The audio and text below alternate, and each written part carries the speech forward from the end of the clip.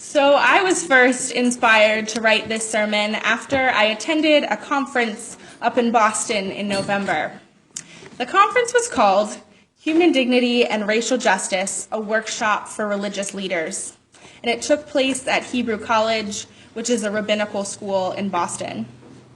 I had the opportunity to gather with religious leaders and interfaith activists from across the state to begin an important conversation about the intersection of faith and racial justice. It was an incredible day of conversation, prayer, dialogue, and song. But what stood out to me most was the phenomenal keynote address that framed our discussion. Dr. Donna Hicks, a Harvard alum and international conflict mediator who has worked to negotiate peace and understanding in intense conflicts like those in the Middle East, Colombia, Sri Lanka, Northern Ireland was our speaker. She spoke to us about the human dignity model that's central to her work. Hicks suggested that all of these turbulent conflicts that she's worked on, these conflicts that have led to war and uprising, death and destruction, can be understood as the compounding of instances where the human dignity of individuals has been deeply and personally violated. In turn, she believes that if we understand conflicts this way, as a product of continuous violations of individual dignity, then eventually these conflicts can be solved. She began her talk by offering up her definition of dignity. For Hicks, dignity is the inherent value and worth of each and every person. Does that ring any bells for anyone? If that phrasing sounds at all familiar to you, that's probably because it's almost verbatim our first principle of Unitarian Universalism, which is respect for the inherent worth and dignity of every person. Hicks goes on to explain that dignity is that value that we are born with, that makes us human and worthy. Some might call this quality our common humanity. Others might call it the spark of the divine that lives and glows within each of us. In essence, the talk suggested that if we believe in people's inherent worth, we could solve a lot of the world's conflicts, as well as healing our own relationships. But she explains that honoring a person's dignity is a little more complicated than just recognizing that they're a person who has dignity. It also requires us to act in such a way that that other person feels that their dignity is seen. In her new book, unsurprisingly titled Dignity, Dr. Hicks outlines 10 essential elements of dignity. I promise I won't do all 10 of them, but here are some of the most important from her list. First is acknowledgement. Give people your full attention by listening, hearing, validating, and responding to their concerns and what they've been through. To be able to both truly honor the dignity of others and act in ways that allow them to feel honored and respected, we have to acknowledge people. We have to listen to their stories. We have to understand their identities, their history, their struggle. We have to validate those experiences and respond in a meaningful way. Second is the understanding piece. Here's how Hicks defines understanding. Believe that what other people think matters. Give them the chance to explain their perspectives, to express their points of view. Actively listen in order to understand them. I'd kind of always thought of understanding as just listening and then sort of processing words or ideas, but this takes it further. Not only must we listen and comprehend what another is saying, we have to engage with it. We have to put aside our own pride and respond thoughtfully, especially when we disagree. If we want to treat others with the dignity that we believe they have, we have to give consideration to their ideas. When we understand someone, we assign value to their ideas. This says to them that they matter, and we care enough to listen to their ideas even if we disagree with them. Now, the last essential element of dignity is the benefit of the doubt. This means we treat people as trustworthy, starting with the premise that others have good motives and are acting with integrity. As I was reviewing the different elements, this one immediately popped out to me. In Unitarian Universalist youth and young adult communities, we create covenants to lay out how we agree to be together in community. Typically, these covenants include phrases like, be respectful, or share leadership, or clean up your sleeping bag after the con. And then, often someone will throw in, assume good intentions, or give people the benefit of the doubt. If we believe that people are good, then we have to have faith that they're coming at us with their best intentions and genuine goodwill. Now, I know this is probably the scariest element I'm asking you all to consider. Acknowledging people for who they are and considering their ideas is one thing, but giving people the benefit of the doubt is entirely another. It opens us up. When we assume another's good intentions, we make ourselves vulnerable to being hurt or disappointed. But I also know that when we assume the worst of people, that's when we tend to find it. People respond well to high expectations. If you let them, more often than not, people will surprise you with their generosity and their kindness. And when we shut ourselves off from others because we fear that they might hurt us, that's when we lose out. So these are 3 steps of what it takes to believe in and to truly honor the inherent worth and dignity of each person. As Unitarian Universalists, our faith teaches us that we must honor this dignity in all people, the people that we love, and the people whose actions hurt us and infuriate us. We have to see dignity in all of them, which sounds very simple, right? Not exactly, because we're not allowed to just say that we believe this. We're not even allowed to just really believe it in our hearts. That's never going to be enough because our faith is a living tradition, which requires that we proclaim the dignity of all people in our actions and in our lives. That's not easy. It's actually tricky and can sometimes be painful. It makes us doubt ourselves, and yet it's so essential. In her work, Dr. Hicks is acutely aware of the practical difficulties that arise from consistently recognizing people's dignity through our actions. In addition to her 10 essential elements, she also furnishes us with 10 tips on what to avoid in order to maintain a belief in human dignity. She names these the 10 temptations, for which I'll also give you 3 to consider. First, don't shirk responsibility. When you have violated the dignity of others, admit that you made a mistake and apologize for hurting them. Just to clarify, dignity violations can take a variety of magnitudes and happen more often than we'd like to admit.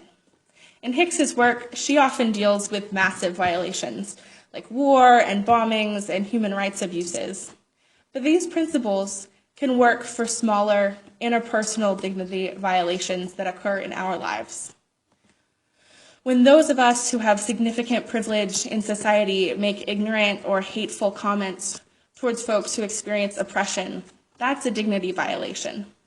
Whether we mean to or not, the casually racist comment or the heteronormative assumptions we make violate the dignity of the people of color and the LGBTQ folk in our community and in our world.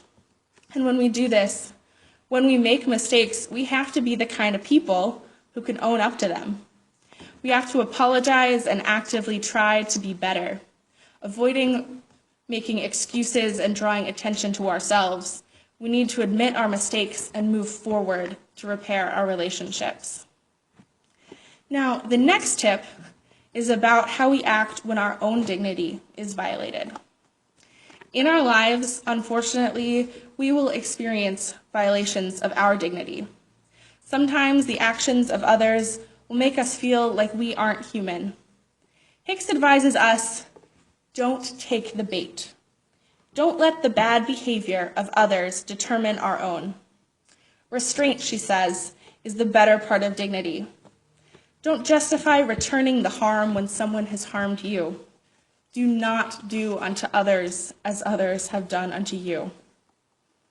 So remember how I said that we have to assume good intentions of other people? Well, this is sort of the frustrating other side of that.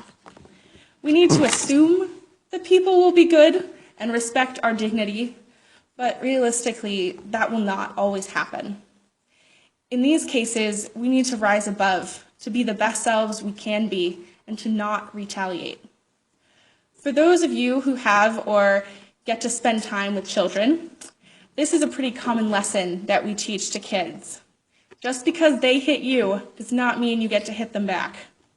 And just because they violated our dignity does not mean we're allowed to violate theirs. But while we should not retaliate against those who violate our dignity, we should not ignore it either. Our final tip is don't just sit there and take it. Don't allow someone to violate your dignity without saying something. Stand up for yourself. Don't avoid confrontation. A violation is a signal that there is something in the relationship that needs to change. Our dignity is precious, and as much as we hope the world wouldn't threaten it, it's also ours to protect. Part of being in relationship with other people is opening ourselves up to the possibility that someone will hurt us with their words or their actions. But just as we must be accountable for our own actions, it's okay to hold other people accountable for theirs. When we feel that our worth was ignored or stepped on, the most compassionate, loving, and dignity-recognizing thing we can do is to confront that other person.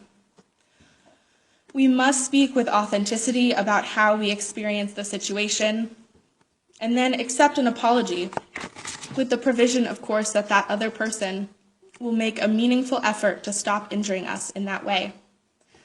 As human beings, we must stand up for our own dignity, and as people of faith, we must be cognizant of the dignity of all people.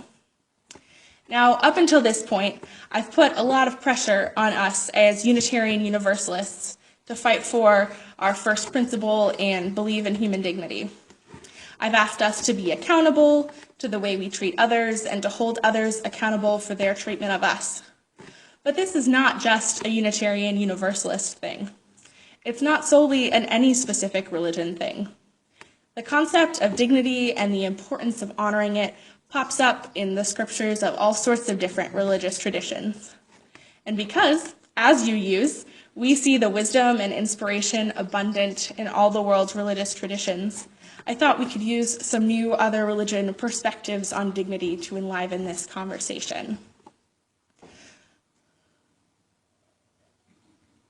So, if we go back to the book of Genesis in the Torah, the first chapter of the story teaches us that each person has inherent worth and dignity. Genesis 1:27 says, "In the image of God, God created the first human being." To me, this means that every person is a reflection of the divine. Each human being is endowed with dignity because they have the spark of God within them.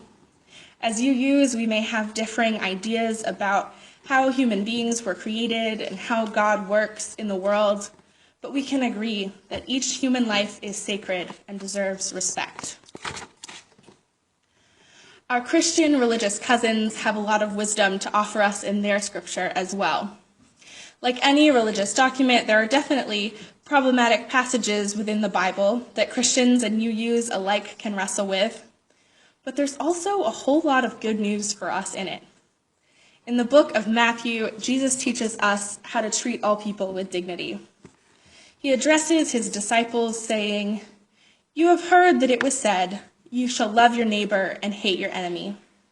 But I say to you, love your enemies and pray for those who persecute you, so that you may be children of your Father in heaven." Jesus teaches us that all people, even those who have made mistakes, are worthy of love and prayer. To be a good person in this text is to love others and honor their human dignity, even if they're your enemies, even if they persecute you, even if you have to hold them accountable for their actions. Our final example comes to us from the Quran.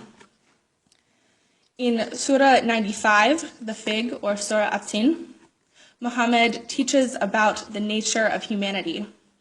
In English, this surah translates to, "By the fig and the olive, by Mount Sinai, and this land made safe. Truly God created the human being in the most beautiful stature. Then God cast them to the lowest of the low. Save those who believe and perform righteous deeds, for theirs shall be a reward unceasing. Is not God the most just of judges?" Now, on a first read-through, that might not sound exactly as forgiving as the Matthew reading or as hopeful, but I think this surah has a really interesting message for us. In the fourth line, humans are created in the most beautiful stature. They are created with dignity and worth. Then they were cast down to the lowest of the low. I interpret this to mean that humans have dignity, but in our own human error, we have forgotten to see that dignity in others and ourselves. It is then the great challenge of our lives to learn how to treat others with kindness and compassion, never forgetting their inherent worth.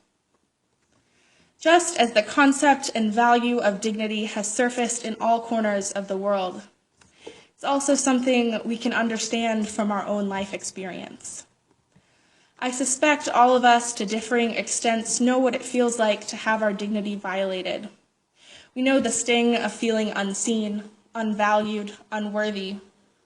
In the song we just sang, we ask the questions, how could anyone ever tell you you were anything less than beautiful, less than whole, less than a miracle? And yet, we know how. We know how because it's happened to us. We have been told that we don't matter, that our contributions are not enough, that we aren't worthy. The media tells us over and over again that we aren't beautiful enough or thin enough. We keep hearing these toxic messages. We've told them to others and we've told them to ourselves. In our human imperfection, we fail to remember our infinite value. I'm challenging us to commit ourselves to honoring the dignity inside each and every person. I'm challenging us first to remember our own dignity, our own value.